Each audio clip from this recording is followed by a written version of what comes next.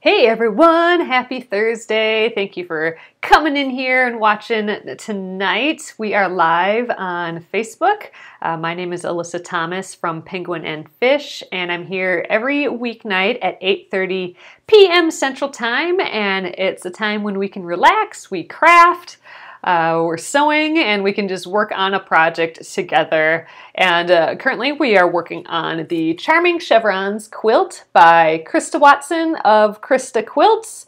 And you can find the pattern for this in the Facebook post here or the YouTube post. This will go up on YouTube as a replay at Penguin and Fish Movies on YouTube. But we are getting further on this. So last night, hey, Carla, checking in from Maryland. Hey, Marianne. We are continuing from last night where we were doing that webbing style of piecing the rows together. So look, we started our row. This is row 2. And we just have, like, this is row 3, row 4. We have them all connected. So we're going to continue on that tonight. In each of the row, there are 9 of these little V's. So we have 2.5 done here, which is actually pretty good. We already finished row 1, so we did that the other night. Not the webbing method. This we just sewed an entire row together. So here we go. We got our zigzag going on. I think it's looking amazing. I'm so excited to see it as a quilt. And this whole webbing method kind of gives us that little glimpse of what it will be as a quilt. And, you know, if we double this today, we'll have 5 V's done, and that's pretty dang good. I'm excited. It'll look even more like a quilt. It'll be like this big by the end of the evening. Oh, and yes, so your rows have 11. Oh, because Gretchen, you're doing the queen size. So this is I only have 5 rows here. There's actually 5 more rows. So I have 11 rows total, but I only have enough room on my table to kind of lay out 5 rows at a time. So we're doing it this webbing way in chunks of 5. So I have this grouping of 5, and if we like this way of doing it, then I will keep going. I will do rows 6 through 11 this way as well, but if this just gets to be too much, then we'll go back to making the single rows, which is fine. As long as we have rows when we're done and I have them labeled like I do here, then we'll be good to go. And then we'll sew all the rows together when we're done. But I had never tried this before, and I thought it'd be kind of fun. So that's what we're continuing tonight. I also wanted to share with you guys, I got my batting that I ordered for this quilt in the mail today. And I wanted to talk about it a little bit. So I have a link to it in this post here if you're interested. But I got the warm and natural. It is a cotton, it's 100% cotton batting. That was what was recommended by Krista of Krista Watts from the Charming, for Krista Quilts, the Charming Chevrons quilt here. So anyway, she was recommending the cotton batting in her book, and I was thinking, all right, we'll give that a try. I'm trying to do the free motion quilting here. And the one thing with this though, well, first of all, it's 100% cotton, which is great, and it doesn't contain the resins or glues that kind of commonly hold cotton and cotton together, cotton batting. So I liked that it's just needle punched instead. So it's the needle punching that holds it together.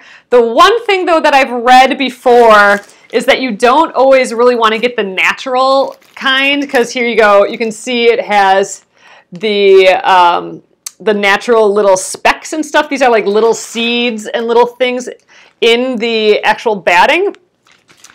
A lot of times you don't want that really. So you may want to opt for the bleached kind, the kind that gets all of that out, especially if you have a white colored quilt, because then some of those specks can come through.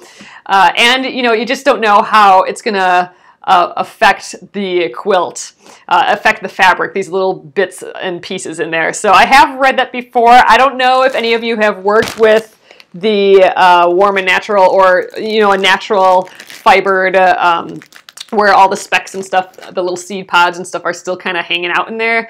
If you've worked with those before, let me know, and we can discuss that. I don't know a whole lot about batting. I'm going with this 100% cotton because it was recommended for the free motion quilting that we'll do with this for a while.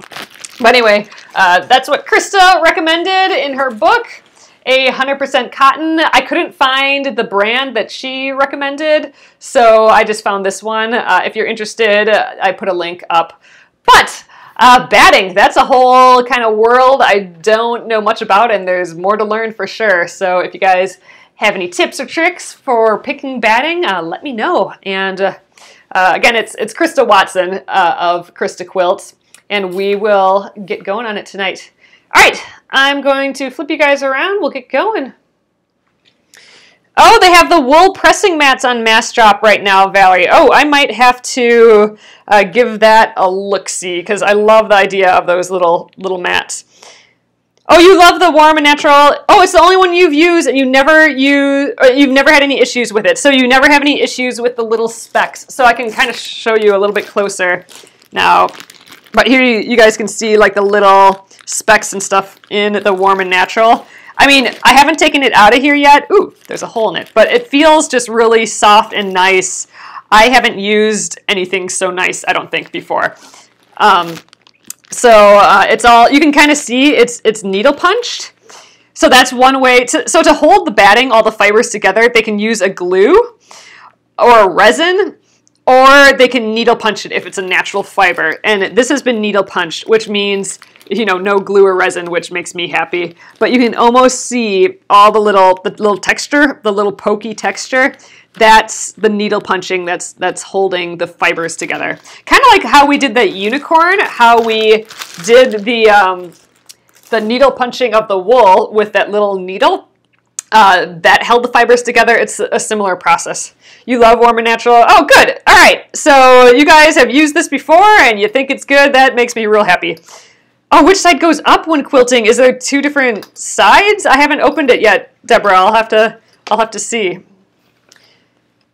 All right. So some of you guys ordered that wool pressing mat. So what a wool pressing mat is, it's just a thick piece of wool, basically. So it's like a rectangle that's about this thick, and you can press right on to it, which is kind of neat because you can move it around everywhere. You can put it flat on your table. I have not actually used one, but I think they look pretty interesting.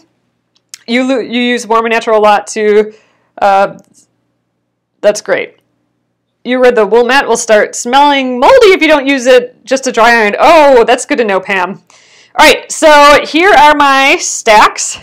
Again, we have row 1 complete. So we're starting from row 2. So that's row 2, row 3, row 4, row 5, and row 6 down here. So I'll be grabbing the top piece off of each of these. And then, you know, for the next row or the next time around, we'll be grabbing the top again. So that's how we're doing the webbing here. So let's get sewing for the evening. We have 5 little pieces on here so far. I guess total there'll be 18 because we'll have 9 of these V's. So we have 5 out of 18. So not quite a third of the way done. But we'll get pretty close to done with this by tomorrow, though, if we're at the same pace. Ooh, I just sewed those two leaders together. I had put one underneath there just to kind of hold it in place, but there we go. All right, let's see. Okay, we are on row 2, and this is the next one from row 2. Let's flip that around. We are matching up the seams here again. Oh, snow everywhere, snow, snow, snow. We are good to go here still. We should be getting, I think I heard that we're getting some more snow. I don't know when, but man, it's been beautiful the past few days. Not quite 60, like how a lot of the country is getting and stuff, but a little further east, but still 40s nonetheless, which is a huge, huge, huge, huge improvement. It's been nice. I had to spend too much of it indoors, but one of the days, I think I said this already, but I gotta open the window. Get my stiletto out here. And that was just so refreshing and new feeling. Oh, I thought of your bread making last year when you're baking today. Oh, Pam, that's awesome. Yeah, I saw the post of the sourdough starter that's still going. That did not. I totally killed it. My starter, and I don't know. It was doing that thing where I had to look it up. It's getting like that ethanol or something on top or whatever happens when you don't feed the monster quite right. My sourdough, it did not pan out for me, which is a bummer because that was kind of fun. I had such a good time making the bread that I did out of the sourdough starter. But man, I would have to keep that up. I'd have to probably make bread every day, or I don't know. I was not able to keep it alive, which was a bummer.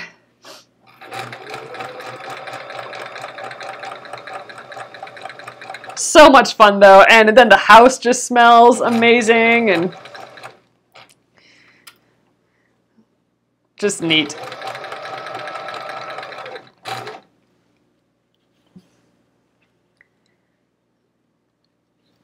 All right, get these little corner dudes held down.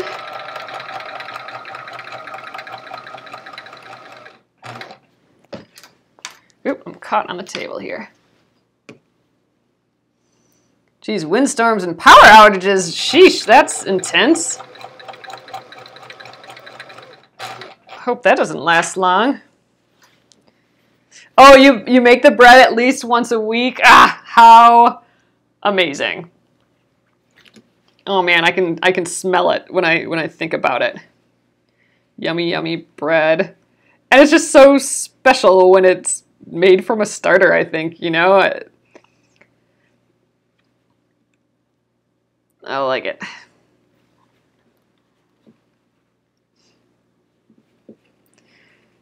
Maybe as we work on this, yesterday we talked about this, I think, quite a bit.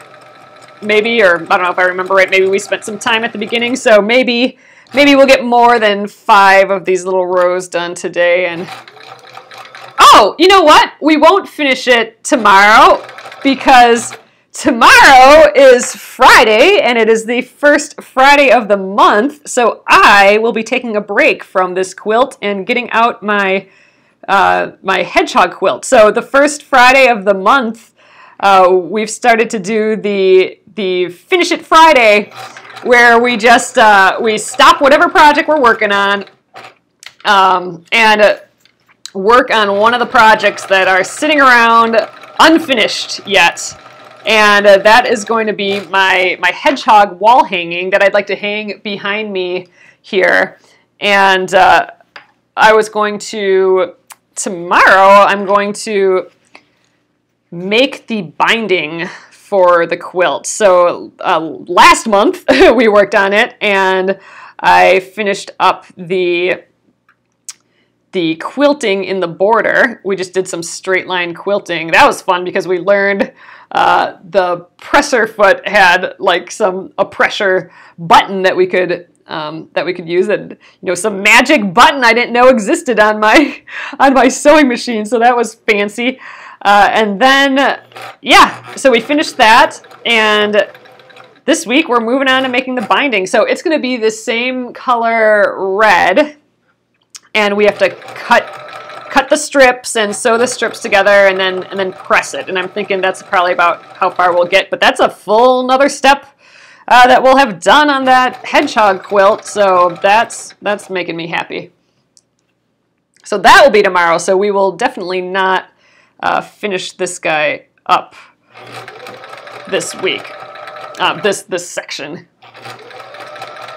So yeah, we'll get a few more on tonight, and yeah, tomorrow, get the hedgie out, hedgehog quilt. That'll be fun. I'm excited.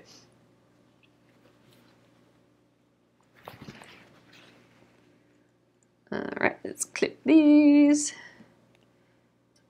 Just have this one clip going, which is nice.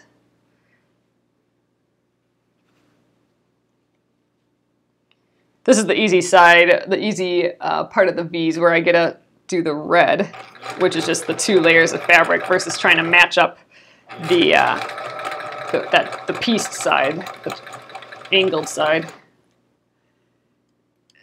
Ugh, your husband is outside shoveling snow now? Oh man. We had the crazy snow last week. Man, I hope it's not. I should look outside. Maybe it is snowing right now here too. I don't know.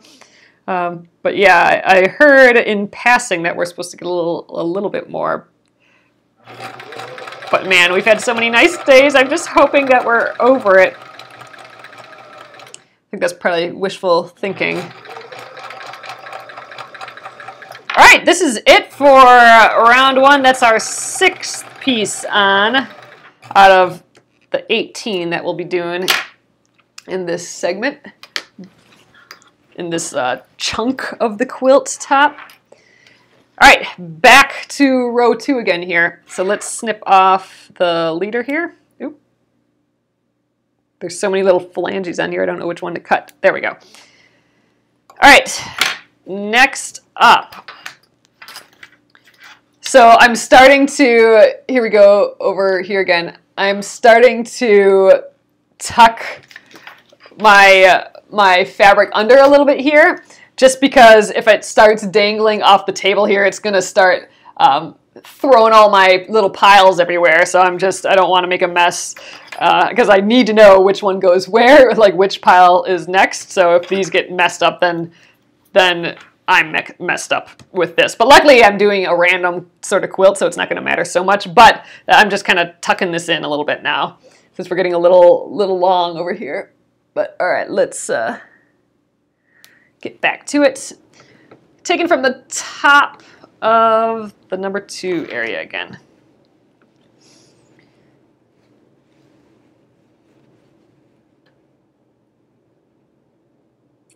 Oh, and it's soggy down there in Texas. Man, we must have had the nicest weather out of everyone today here. It was, I think, 40s again and or maybe like high 30s maybe, I don't know. But the bright sun, blue sky, and usually in winter here, that means it's going to be the coldest day ever. But it's getting to that time of year when bright sun doesn't mean cold anymore. It means warm, and that's awfully nice.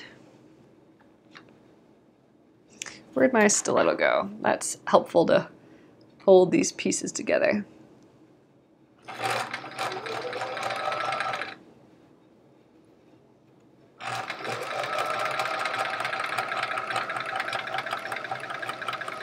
So daylight saving time is coming up in a couple weeks already. So soon it'll be sunny in the evening again. Oh. And that brings up a thing. So daylight saving is coming up, I think, not this coming Sunday, but maybe next Sunday? Or what is it? Yeah, maybe not this Sunday, but maybe the one after. The second Sunday. Is it the second Sunday of March? Yeah, that would be the second Sunday. So the second Sunday of March is not this Sunday, but next Sunday. Isn't that when we do daylight saving? I think then. So I will be staying at 8:30, which means I'm actually springing ahead. So what does that mean? That means spring ahead. See, I always get a little bit confused. So does that mean I'm on an hour earlier or an hour later than usual? Spring ahead is 8:30. So that will be normally 9:30, but it's going to be 8:30 now because we sprung forward. So, all right, so I'll be on an hour later for everyone who doesn't switch time on March 13th. That sounds right, right? God, I get confused about that so quickly. But yes, so an hour early, so oh man, see, now I'm going to get confused again.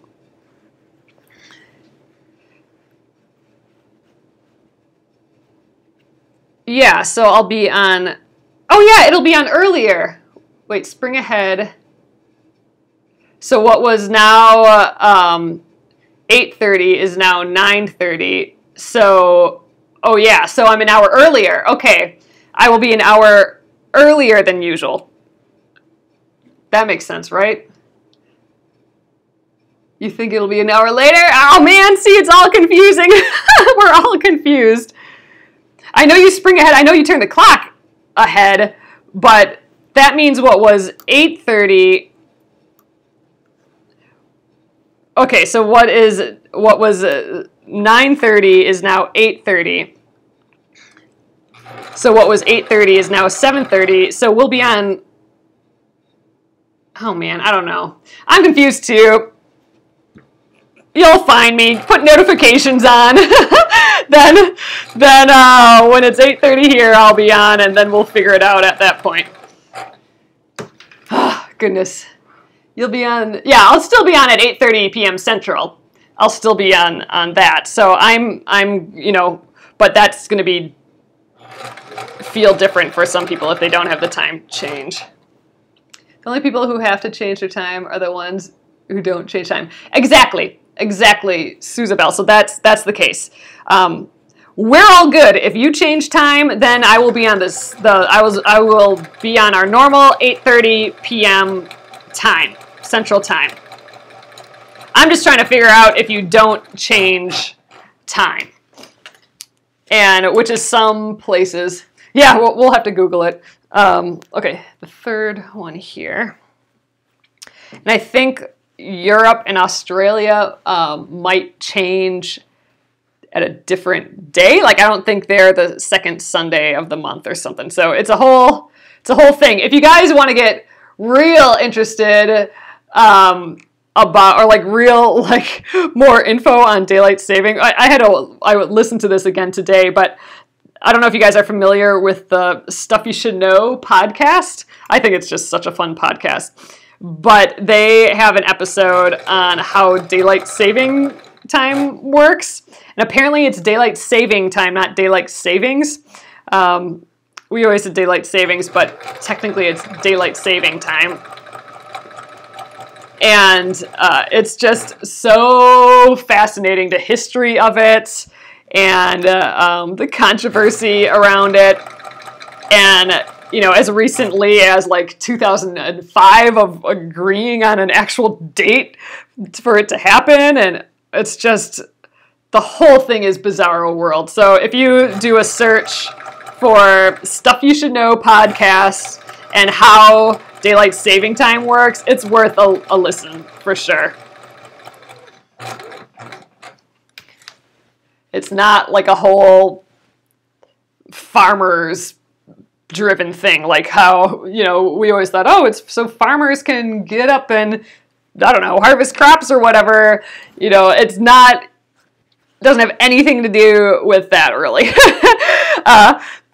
Apparently. So it's just fascinating.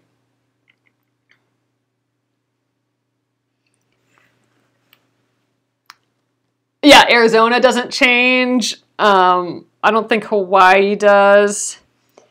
Indiana was all over the place for a while, but now I think they've agreed. I don't know, it's all just, it's interesting.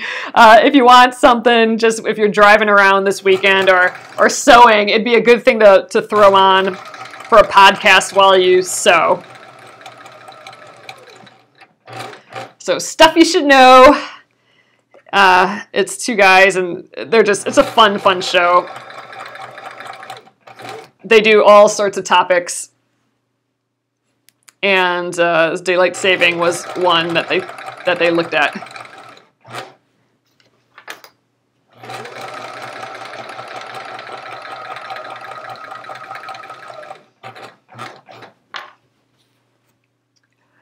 Yeah, so Bonnie, that is way closer to the truth. It was to save fuel originally. It was, so the Germans were to save fuel during World War I, and then other people took their lead, and then it went away. So they only had it. It was for wartime. but then they just decided to keep it. And I think during World War II or some other time, they had daylight saving time for 3 years without changing it, and then they changed it back. And oh gosh, it's just... And now it seems like there's debate that it might be a whole commercial thing, actually, but with golfing. People, if there's more sunlight during the day, then there's more time for leisure. I mean, that was the debate in the 40s or something, and specifically for a guy who wanted to golf some more. It's just all so weird.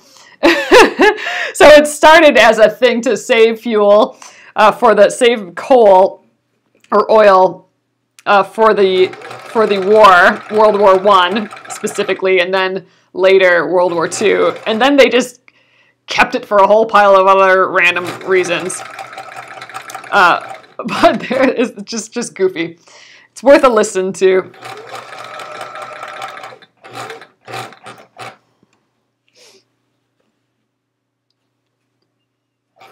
There's a debate that farmers actually don't like it because they got to get up regardless to do their work, or back, in the 40s. But with the rest of the world still running, later in the day they had to work an extra hour in a day, but they still had to get up at the same time. So they were actually upset because it was actually adding a day or an hour's worth of work for them. And I don't know, the whole thing is just fun stuff. All right, next row. Getting wider here. Wider quilt. Yeah, and now most developed countries do daylight saving time. It's weird to say saving instead of savings, but not always the same day. I think in Europe, most of Europe, I think, tell me if I'm wrong, but I think according to this it was the last Sunday in October and the first Sunday in March or something, when we're the first week in November and the second Sunday of March. So there is no congruency in this at all. It's good for the kids to ride the bus at school. So that was debated. That was debatable too. They mentioned that it helps keep crime down, but then the kids have to be in school earlier or something. I don't know. It was a whole. They mentioned the kids, and they mentioned crime and shopping, more time to stay out shopping and stuff, and it's all kind of not based on great science. It's based on some studies and stuff from the 70s where they didn't really dig into it like they might now. So it's all the data on, oh yeah, it's because of this or this and this is all kind of questionable too. So I don't know, it's kind of funny.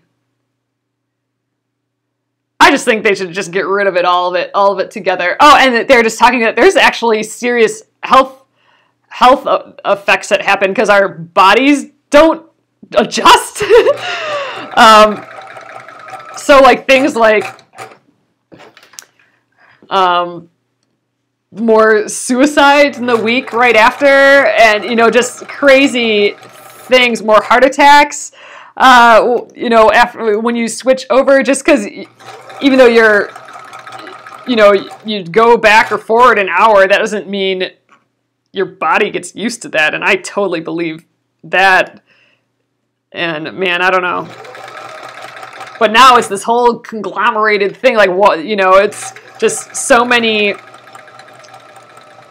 loopholes and ideas that how are you going to just get rid of it, It's just over the top at this point. That's what I think, at least. I don't know.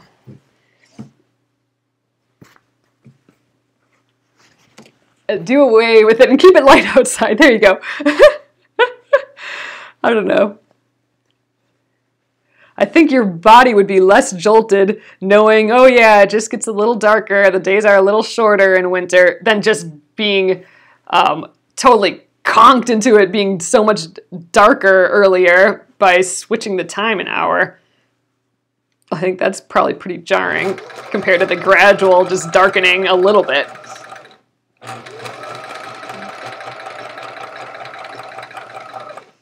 All it does is confuse everyone. That's what I think.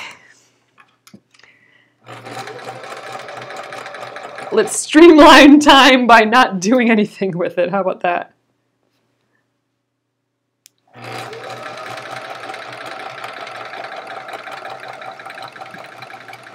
But regardless, next Sunday, not this coming Sunday, but starting, well, next Monday then, if you don't change time, then we will be either earlier or later and we can't quite figure it out. But if you do change time, then it's the same old time. We'll be here at 8:30 p.m. Central.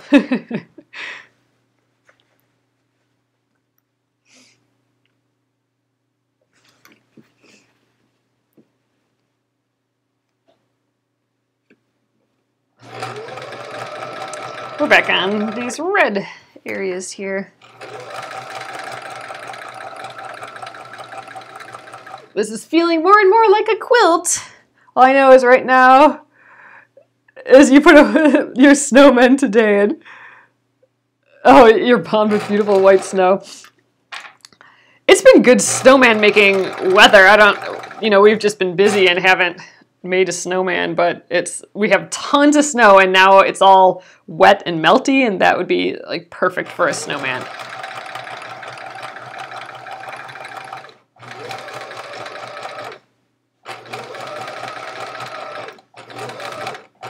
All right, last row again here.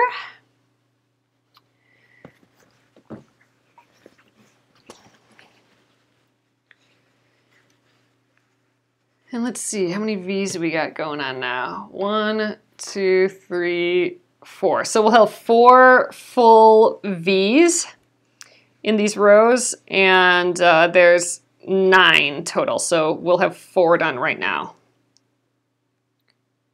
So one more and we're halfway with at least this segment of 5 rows.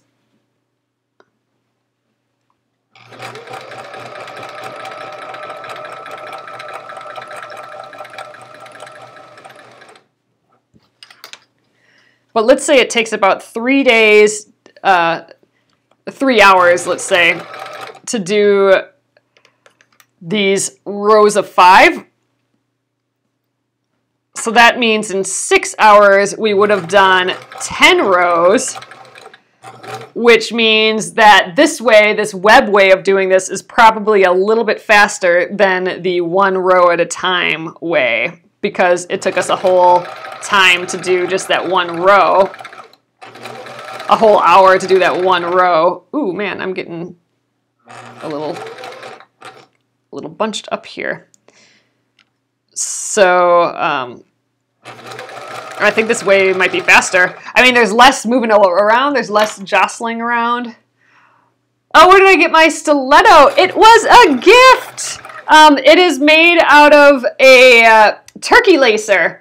A turkey lacer with some beads put on there. I think the flat bead here is really helpful because that really kind of acts as a big handle. And then it's just glued on there. So it's just a turkey lacer. You can get it at any grocery store in theory. But yeah, I love it. I use it all the time. All right, back to the top again.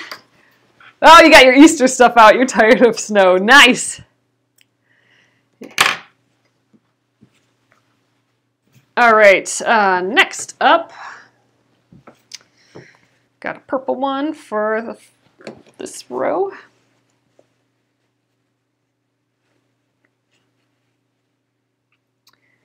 I think we'll at least finish this round and hopefully maybe even another one tonight. That'd be good because then we'd have a finished V.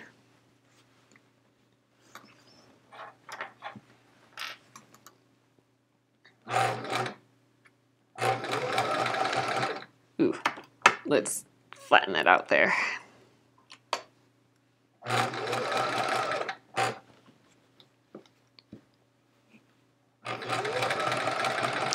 Yeah, the stiletto's nice though. It's like another little tiny skinny finger / pin that I can use. An old dental pick. Oh, that's a good idea. That's kind of funny.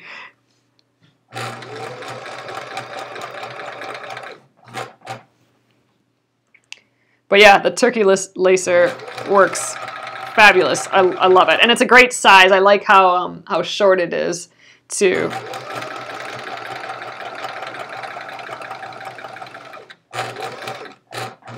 All right, next up. Ooh, these two together are pretty.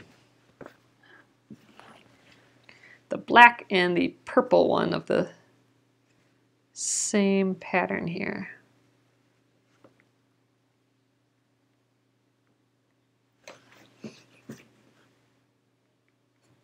This guide is still really helpful here to just butt up my my seam allowance, or just to, yeah, butt up the edge of the fabric too. It's at that scant 1/4 inch in theory, the business card here, and it's helpful. It's helping me sew a little bit straighter, I think.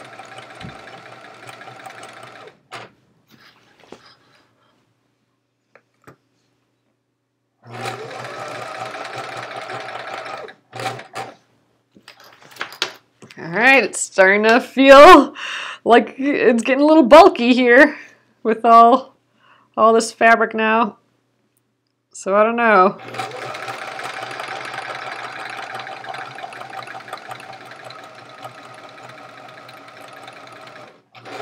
We could actually stop halfway here and then start the second half of these rows as a new webbing and then sew the webbing together. That would be an option. Then we wouldn't be moving all this webbing for the entire 9 rows. We could totally just start fresh, but I think we'll just keep going for now.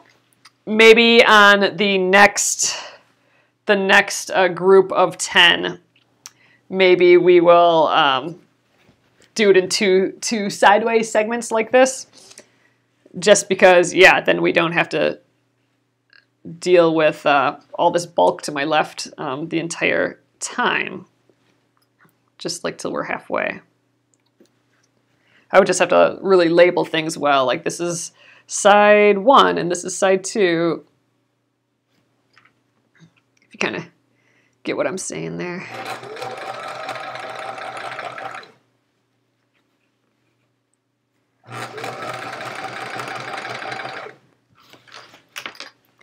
That's why people do quilt while you go, I suppose, so they don't have to deal with all the bulk all the time. Love the way you're chaining the rows together. Oh, cool. Piecing your English paper piece. Ooh, Sweet Tooth from Jaybird Quilts. Oh, fun, Julie. Where did I learn this? I don't know. I think someone linked to it. Oh, man. I had it written down at some point, but someone had done a blog post about it, and someone else had linked to it, and I saw it, you know, through a web rabbit hole, I guess. But yeah, someone had done a video on it, and it just seemed clever, and I love the idea of the whole quilt being together the whole time. I think that was just really neat, and I wanted to give it a try.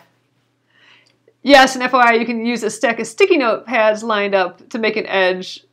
Oh, that makes sense. So instead of a business card, putting a stack of sticky notes, and then that can be your physical edge to bump up against there. That's a good idea. It's a great idea. Another purple. That's nice because then you can move it around if you want because it's sticky. Or it's removable stickies.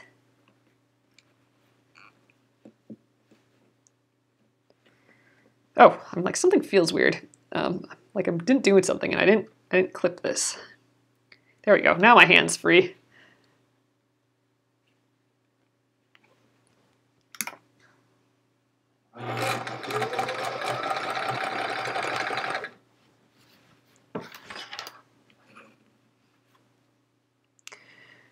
How do you cut your binding pieces?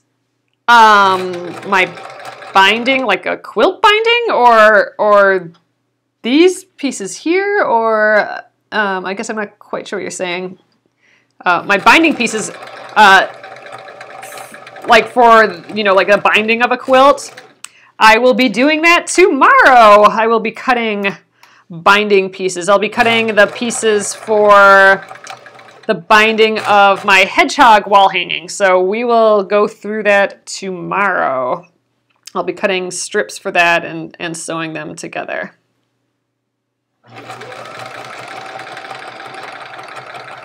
Hopefully pressing them as well.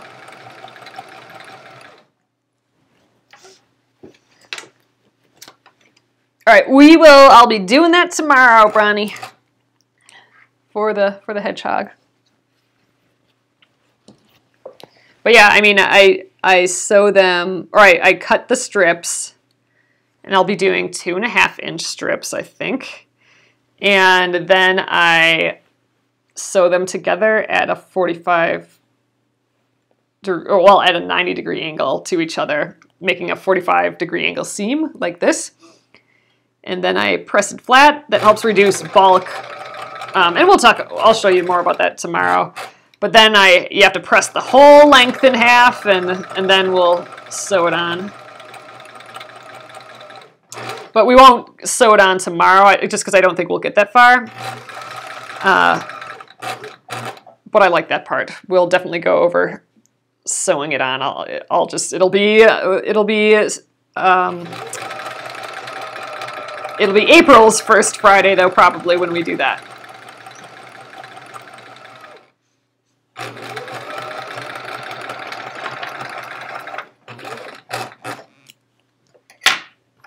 Oh, you do continuous bias strips. So I've never actually done that, Gretchen. Maybe that should be what we do. Maybe we'll give that a try. You cut yours 2 1/4 for your mini quilts. Oh, 2 1/2 for larger quilts. Oh, that's fun. Yours are 2 1/4. 2 1/2 bindings are your favorite. You like the little extra. Yeah, I just always kind of did the 2 1/2, and that helps me if I sew it too far in. Then it gives me a little extra to flip around to the back. And so I don't really mind that. Or if there's a little bit more in the back, I don't care all that much. But yeah, so I do the 2 1/2 too, just to kind of allow for the thickness of the quilt a little bit. I think it'd be fun to try a really big binding sometime.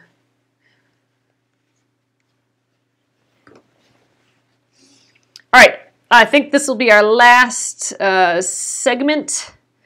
Our last, column we'll do tonight here. I think we should have, 5 V's after this one? I don't know. I don't remember. We'll have to look. But this is we're completing a chevron tonight here.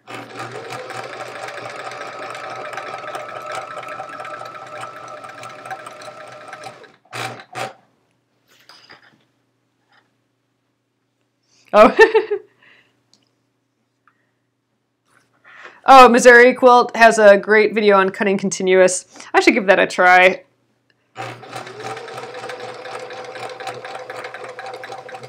That'd be kind of fun. We'll see. I know I have a scrap or two that I could already get like a couple 2 1/2 strips out of, so I don't know, maybe I won't do the continuous binding this time, but maybe I will. I'll take a look again at my fabric that I have around here, and if I should give that a try or not. It's going to just be square edges, so it doesn't matter so much that it's on the bias. If you're doing a quilt that has some curved edges, or like a round like table runner thing, or like a underneath a doily type thing, just a round piece, then you'll definitely want to do a true binding on the bias, because then it'll be stretchy and you can stretch it around the curves and it'll look correct. If you do a straight binding, like straight with the grain binding, you'll have trouble on something like that. in theory. But yeah, it'd be fun to try. If you do a bias binding with a stripe, then you get kind of like a candy cane effect to your binding, and that's kind of cool.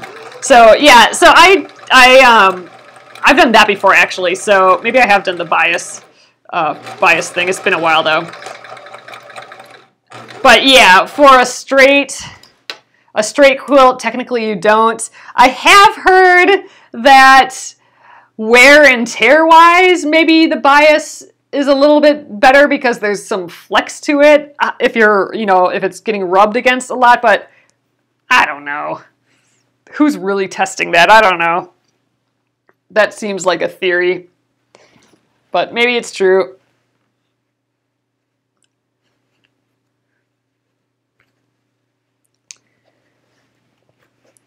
Ooh, this guy's being a little bugger for some reason. Oh, I think the back, maybe I didn't press that one open or something. It's wanting to go back to its not pressed open state. There we go. Clamp it down.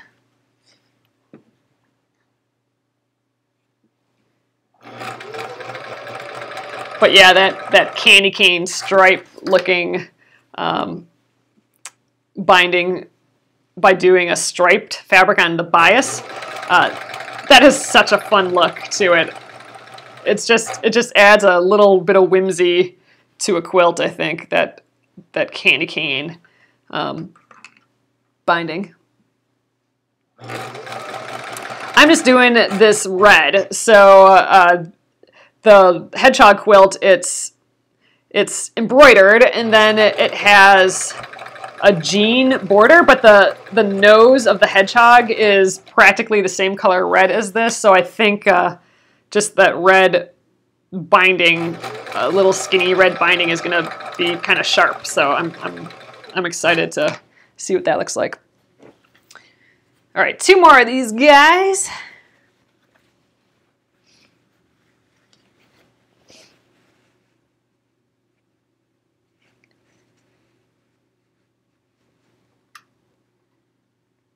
All right.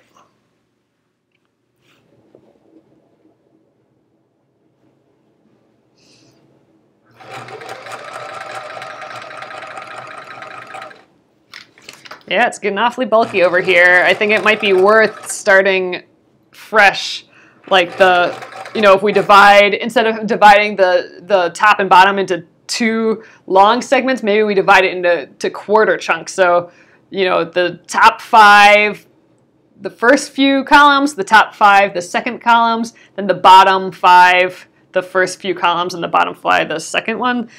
We might split this up just to make it faster and easier, I think. We'll see. If I remember to do that on Monday, then we'll do that.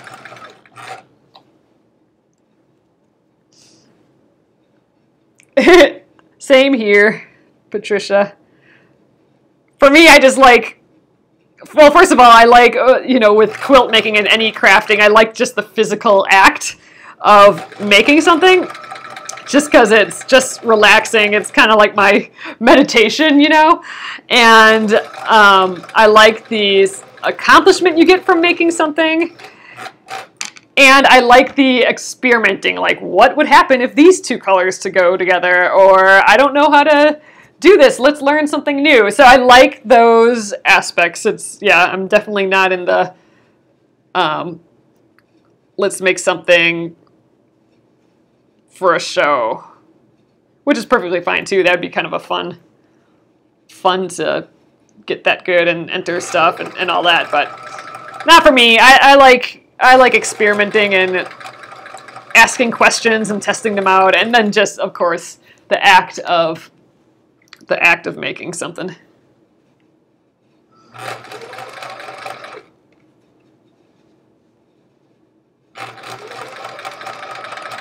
All right, this is going to be the last one here. Yeah, if you do a scalloped edge or a rounded quarters bias, yeah, you definitely want to do a bias binding for sure. Because it's giving you a little stretch. It'll help stretch around the curves, but without looking like you've bunched it together. It'll look very natural, whereas a straight one would look all bunched and forced, really. And probably be difficult to sew as well. Okay, guys, I'm going to flip you around. Let's see what we're looking like now. Let me count again. I think we have 1, 2, 3, 4, 5. Okay, we got 5 full V's on here, so there are 4 more V's to go to get to 9. So that's 8 times. So that's sewing a row 8 times here. So I'm going to show you guys this. Let me flip you around. Howdy, howdy. So, all right, let me pull this down and stand up here and we'll check it out. Ooh, I'm a little tangled. Hold on. Okay, there we go. All right, so here it is, starting to look quilty. Yay! So you can definitely get a sense of a quilt by sewing it together this way. So I'm excited. I think it's coming together. It's so bright. I love this red. I think this was just a really fun background. But yeah, it's feeling like a quilt. Look, I can put it on me like a quilt. Yay! All right, so we will keep doing this on Monday. So we won't be back working on this till Monday. That seems like a long time to not be sewing on this since we've been doing it every night. But tomorrow, again, is Finish It Friday. It's the first Friday of the month. It was March 2nd tomorrow already. And yeah, I'll be pulling out the hedgehog quilt, the hedgehog wall hanging. I want to ultimately put it here behind me, the little hedgehog. So we got to get it done at some point here. So we will be cutting the binding. I think we'll probably do the straight binding because I know I have some scraps that I think I can do that. Yep, I got my piles. I have the labels for the piles. I just have to clip them to my remaining piles. Like this is pile number 6 here. I just got to clip that back on. Yeah, and I'll put that all to the side till Monday. And yeah, we will work on this binding. So this is one way to do a binding. And if we don't do the bias way of doing the binding, we will at some point because I like trying different things, and there's all different ways to do things, and they all have their reasons and preferences. Maybe that's the only reason sometimes, if you prefer it one way or the other. But yep, FIF, it's Finish It Friday tomorrow, Carol. So grab something that you haven't worked on in a while, put your big project to the side, whatever that is, whatever you're working through, grab one of those things that you don't have done yet, and we will work on that for an hour tomorrow. A good Finish It Friday. And then we'll do that again the first Friday of April. So I think that's when we'll actually get our binding for the hedgehog quilt sewn on. But we'll get the binding ready at least, and that'll be good. Another step done. That makes me happy. It's progress. Even if it's an hour a month, it's progress for sure. So, all right, guys, I will get this up on YouTube at Penguin and Fish Movies. Yippee, Patricia. So if you haven't subscribed over there, I'd love if you did that. And you should get an email then when it's actually ready to go. And that's probably the easiest way to watch replays. They are also here on Facebook, but that can get a little all over the place, I think, sometimes. So on YouTube, they're all really organized by project and everything. So be sure to check that out. You can just do a search for Penguin and Fish Movies or youtube.com/Penguin and Fish Movies, and it'll get you there. So awesome. I will catch you guys tomorrow on Friday, same time at 8:30 p.m. Central. So thanks again, and I will see you then. Good night.